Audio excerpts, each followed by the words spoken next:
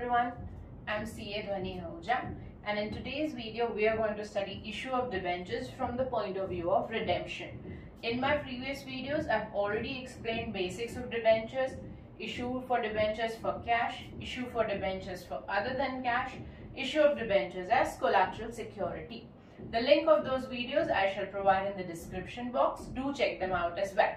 Let's get started. Issue of debentures from the point of view of redemption. अब redemption हमारे syllabus में नहीं है, हमें ये पता है, बट इशू हमें redemption point of view से journal entries करनी होती है, वो important है. Redemption मतलब कितने पे हम डिबेंचर्स को रिडीम करने वाले हैं. रिडीम मतलब हम कितना पैसा डिबेंचर होल्डर्स को रिटर्न करने वाले हैं. तो इशू के टाइम पे ही हमको उस पार्ट का अकाउंटिंग करना पड़ता है. अब पहले समझ लेते हैं क्या होता है. जब हम डिबेंचर्स को इशू करते हैं हमारे पास 3 ऑल्टरनेटिव्स होते हैं. हम पार पे कर सकते हैं, प्रीमियम पे कर सकते हैं, या तो हम डिस्काउंट पे कर सकते हैं. ये हमारा इशू पार्ट है. जब हम डिबेंचर्स को रिडीम करेंगे, रिडीम मतलब हम डिबेंचर होल्डर्स को उनके पैसे वापस दे रहे हैं, तब हमारे पास 2 ही ऑल्टरनेटिव होते हैं. या तो हम पार पे रिडीम कर सकते हैं या तो हम प्रीमियम पे रिडीम कर सकते हैं. अब अमाउंट्स के साथ एक एग्जांपल देके समझा देती हूँ. से सपोज 100 रुपीज का एक डिबेंचर है, तो हमने 100 पे इशू किया, फिर उसको 100 पे ही रिडीम कर दिया, मतलब डिबेंचर होल्डर को 100 ही वापस दे दिया है. इशू 100 पे किया है, डिबेंचर होल्डर्स को 110 वापस दे दिया है, तभी तो वो हमारी कंपनी में इन्वेस्ट करेंगे, क्योंकि रिडीम होने वाला है प्रीमियम पे. अब इशू प्रीमियम पे किया है, पर रिडीम पार पे कर सकते हैं, या रिडीम फिर से प्रीमियम पे भी कर सकते हैं. इशू प्रीमियम पे किया है, रिडीम भी प्रीमियम पे करने वाले हैं. इशू डिस्काउंट पे किया है, रिडीम रिडीम हमारे पास ये दोनों ऑल्टरनेटिव्स हैं, पार या प्रीमियम. पार पे रिडीम कर दिया, ज्यादा ही पैसे देने वाले हैं. प्रीमियम पे रिडीम कर दिया, तब भी ज्यादा ही पैसे देने वाले हैं हम डिबेंचर होल्डर को. डिस्काउंट पे हम कभी भी रिडीम नहीं कर सकते हैं डिबेंचर को. कोई भी डिबेंचर होल्डर आपकी कंपनी में पैसे इन्वेस्ट नहीं करेगा अगर आप उसको रिटर्न में कम पैसे देंगे. सो इशू के केस के लिए हमारे पास 3 ऑल्टरनेटिव्स हैं, पार, प्रीमियम, डिस्काउंट. रिडीम के केस के लिए हमारे पास 2 ही ऑल्टरनेटिव्स होते हैं, पार एंड प्रीमियम. अब अगर हम डिबेंचर को प्रीमियम पे रिडीम कर रहे होते हैं तो उस प्रीमियम, रिडेम्पशन प्रीमियम बोलते हैं उसे, उसकी अकाउंटिंग हमें इशू के टाइम पे ही करनी होती है. So the twist comes when the debenture is redeemed at premium in any of the alternatives. चलो एक सम ले लेते हैं विद डिफरेंट ऑल्टरनेटिव्स, जिसमें हमने शेयर को पार, प्रीमियम, डिस्काउंट पे इशू किया हुआ होगा, और रिडीम करेंगे हम उसको पार नहीं तो प्रीमियम पे. चलें क्वेश्चन देख लें. सबसे पहले केस 1, कितने हमने डिबेंचर्स को इशू किया है? 28,000 डिबेंचर्स हमने इशू किए हैं. The debentures are issued at a premium of 15% and redeemed at par.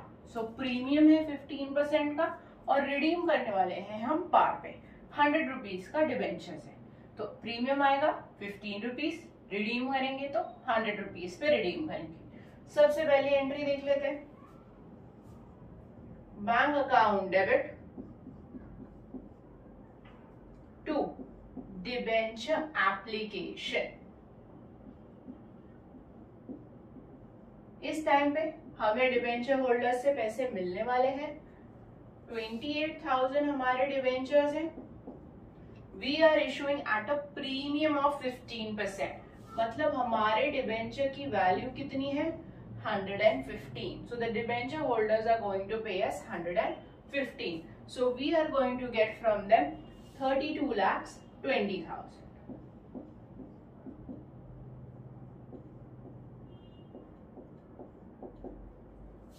Second entry, debenture application account debit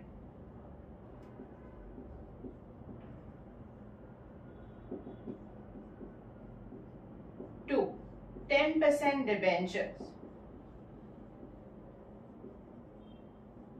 to securities premium.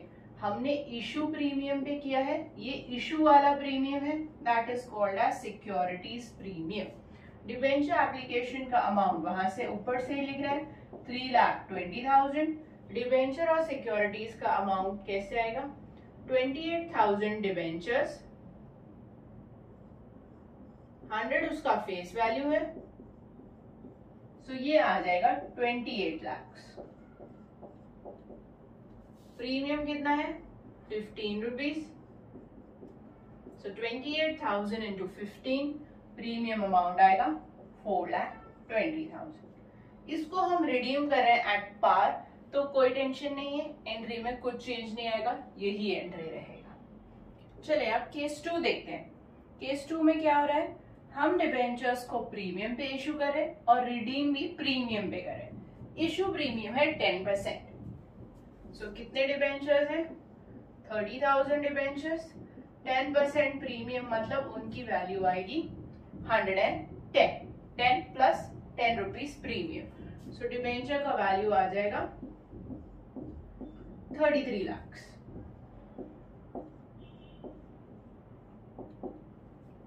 Second entry same करनी है, जैसे हम इशू प्रीमियम पे एंटर करते हैं वही एंट्री रहेगी।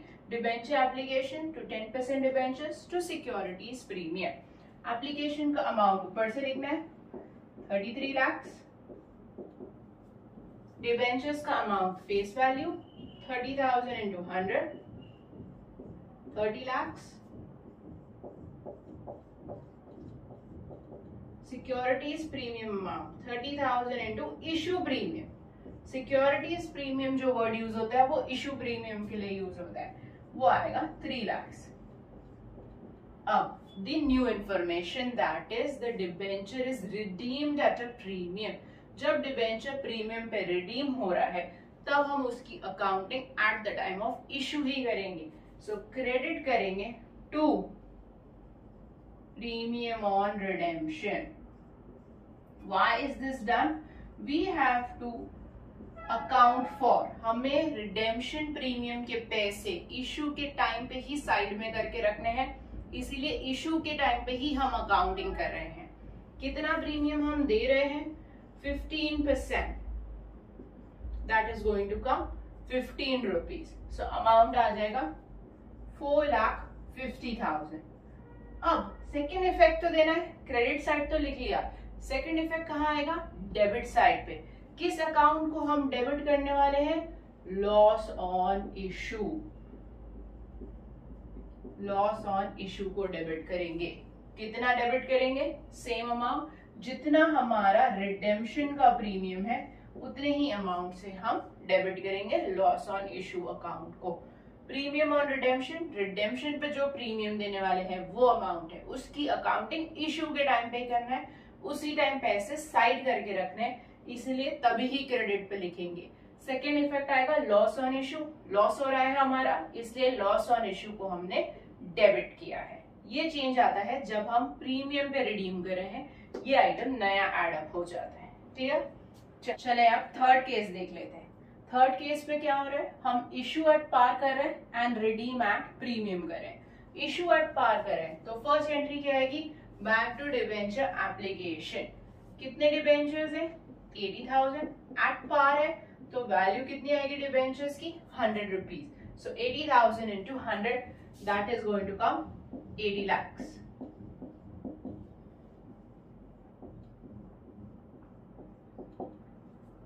Second entry debenture application account debit.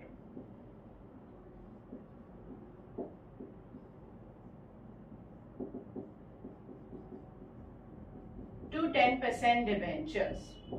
अभी आपको from the point of view of issue ही देखना है, रिडेम्पशन पॉइंट देखेंगे बाद में, पहले इशू तक कर लीजिए। इशू हमने पार पे किया है तो सेम पार की वैल्यू हम लिख लेंगे 80 लाख। 80 लाख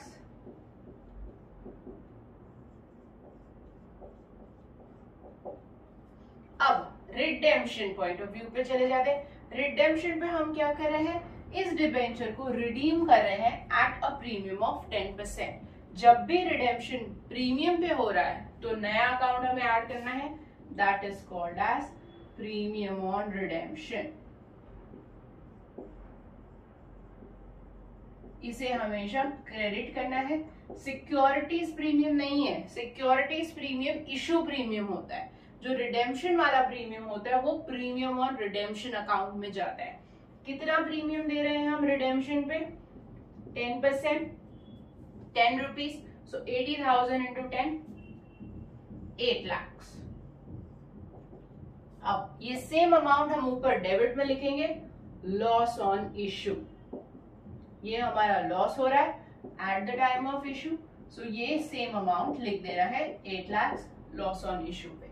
ये हो गई हमारी रिडेम्पशन की entry from the point of view of redemption. Clear? First bank to debenture application, फिर debenture application, loss on issue, to 10% debenture, to premium on redemption. अब और एक क्वेश्चन देख लेते हैं जिसमें हमने डिबेंचर को इशू डिस्काउंट पे किया है पर हम रिडीम करने वाले हैं एट प्रीमियम। अब क्या चेंज आ जाएगा उस एंट्री में, देखते हैं। डिबेंचर को हम इशू कर रहे हैं एट 6% डिस्काउंट। 1000 डिबेंचर्स है, we are issuing at 6% discount. तो डिबेंचर की वैल्यू कितनी आ जाती है? 94। 100 का डिबेंचर है, 6% का डिस्काउंट मतलब उसकी वैल्यू आ जाएगी 94 rupees. 1000 debentures into 94, that is going to be the amount for bank to debenture application. Application के टाइम पे ही आपको डिस्काउंटेड प्राइस मिलने वाली है, that is going to come 94,000। जब आप सेकेंड एंट्री करते हैं पहले इशू कंप्लीट कीजिए फिर रिडेम्पशन पे जाइए, दोनों साथ में करेंगे तो मिस्टेक होने के चांसेस है। पहले इशू किस पे किया है? डिस्काउंट, वहां तक की एंट्री कर दो। क्या आएगी वहां तक की entry? Debenture application account debit,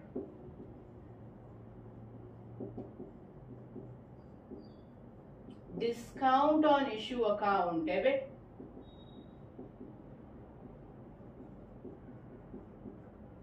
to 11% debenture.